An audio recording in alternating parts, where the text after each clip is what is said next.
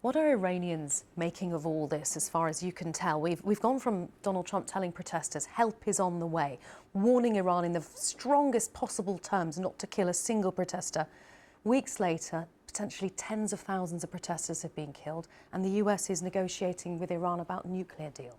When you talk to Iranian protesters, both inside and outside the country, they're dismayed, they're confused, and they're disappointed because at first Donald Trump, as you mentioned, said that help is on the way.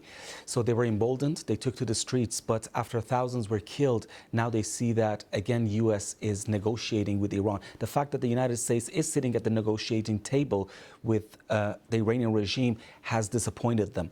But furthermore, they are talking mostly about nuclear issues. That's the main concern right now. We don't hear about Iranian protesters. And we don't see a consistency from Trump's administration because one day he says that, for example, regime change should be done by Iranian people and Iranians alone. This is what J.D. Vance, he also mentioned it 2-3 days ago. But again, 2 days ago, Donald Trump suddenly said that regime change could be the best option in Iran. So we don't see a consistency. However, we see that, for example, Lindsey Graham, who is a important U.S. Republican senator, is more consistent. He is very close. He has a close tie to the son of the former Shah of Iran, the late Shah of Iran, Reza Pahlavi. He's very close to him. He held a rally with him. He took part in the rally with him. He took part in the Munich Security Conference yesterday, so they were together. And he seems to be supporting Reza Pahlavi a lot. And he again repeated the same line yesterday to thousands of Iranian protesters in Munich. He said that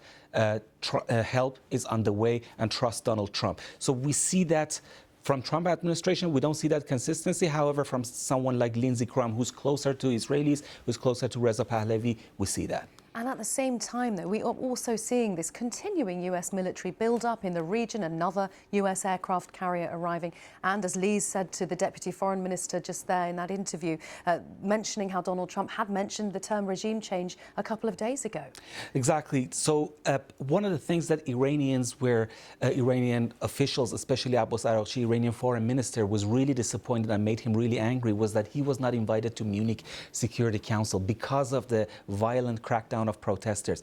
So he wrote it yesterday on his X account. He said that it's sad to see usually serious Munich Security Council turned into a Munich circus. So it shows that how angry they are. And the security conference instead invited Reza Pahlavi, and he called on Iranians to take to the streets around the globe in support of the Iranian protesters. So in Munich, there were, according to the police statistics, 250,000 Iranians went there. And in Toronto, over 300,000 people. In Los Angeles, over 350,000 Iranians took to the streets. And this is, they were saying that we are echoing the voice of Iranian protesters because protests in Iran have been cracked down, have been subdued because of the violent crackdown. According to rights group, over 6,000 people were killed. However, thousands and thousands of more deaths are being investigated. And that's, to put it into a context for you, in the 3 years of war in Ukraine, which is a foreign invasion, over 6,500 civilians were killed. However, that number, only the confirmed deaths, the verified death, is over 6,500, mostly in 2 nights, committed by the regime itself, killing its own people. In 2 nights. And you mentioned, I mean, these vast numbers of Iranians coming out on the streets of cities all over the world, and contrasting that to the situation in Iran itself, people just simply too scared to come out and protest anymore. It is true.